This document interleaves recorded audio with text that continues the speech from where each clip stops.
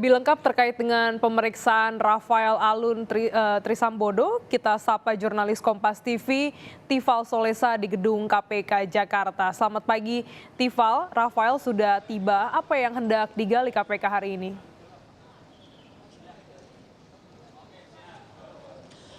Sekira pukul 7.52 waktu Indonesia bagian Barat, Rafael Alun Trisambodo tiba di lobi Gedung Merah Putih Komisi Pemberantasan Korupsi. Itu yang kami pantau tadi saat tiba di gedung KPK.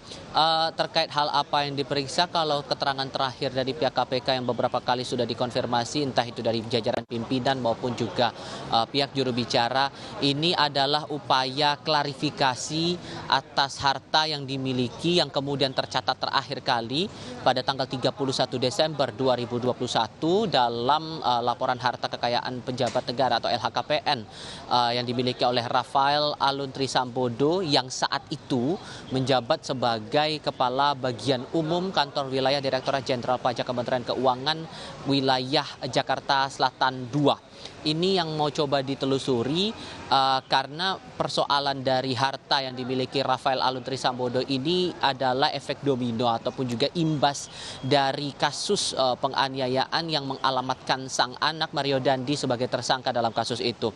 Nah, soal hal detail apa lagi atau bentuk sistemnya, akan bagaimana proses klarifikasi ini akan dilakukan, ini kami harus menunggu konfirmasi lebih lanjut dari otoritas KPK, karena setidaknya terakhir kali yang kami lihat belum lama ini Rafael sudah dibawa oleh perwakilan pegawai KPK untuk kemudian dilakukan proses klarifikasi tepat pada pukul 9 pagi. Saat tiba di gedung KPK sempat para pewarta bertanya entah ada kesiapan mungkin yang dilakukan Rafael sebelum proses klarifikasi ini dilakukan atau ada hal lain begitu.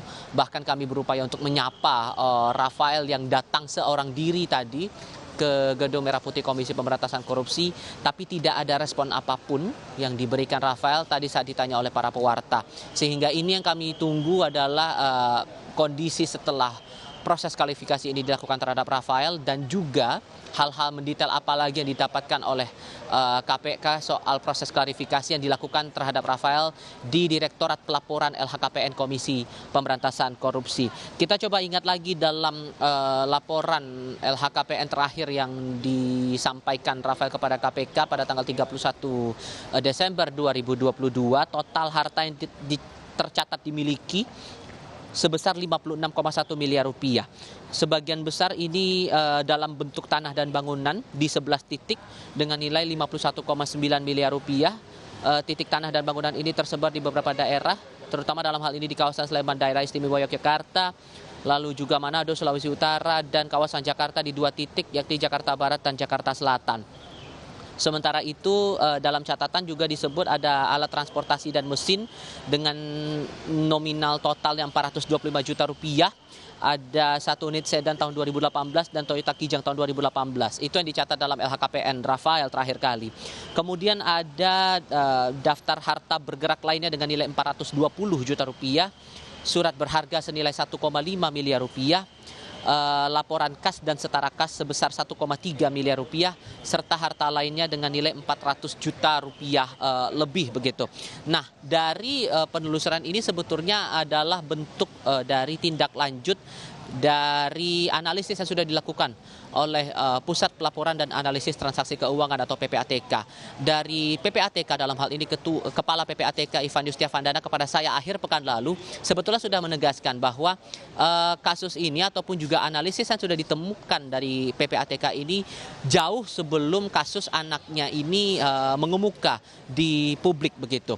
Dalam keterangan terakhir yang disampaikan Ivan kepada saya waktu itu, ia menyampaikan bahwa ada temuan ganjil ataupun juga transaksi signifikan yang tidak sesuai profil dari Rafael ini, dan diduga juga ada pihak-pihak yang patut dinilai sebagai nomine atau perantara dalam transaksi keuangan yang dipantau oleh PPATK saat itu. Dan catatannya bahkan sudah dilaporkan ini sejak tahun 2012. Tidak hanya kepada Komisi Pemberantasan Korupsi, tapi juga kepada otoritas lain seperti pihak kejaksaan, bahkan terakhir disampaikan kepada Inspektorat Jenderal Kementerian Keuangan Republik Indonesia, tempat di mana Rafael saat itu mengabdi di Direktorat Jenderal Pajak. Temuan ini pun kalau dikorelasikan lagi dengan posisi Rafael yang terakhir kali menjabat sebagai pegawai eselon 3, ini dinilai oleh beberapa pihak tidak sesuai dengan pendapatan yang dimiliki oleh Rafael ini.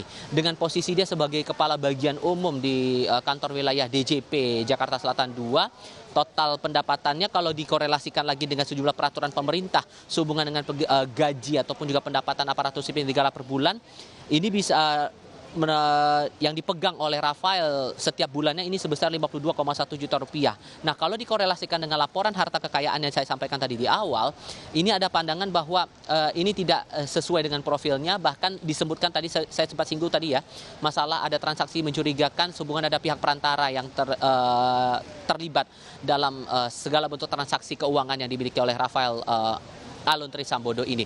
Sehingga inilah upaya yang coba dilakukan oleh Komisi Pemberantasan Korupsi sebagai upaya lanjutan dari laporan PPATK sebelumnya. Bahkan dari jauh-jauh hari sudah dilaporkan. Sekian, Glenis.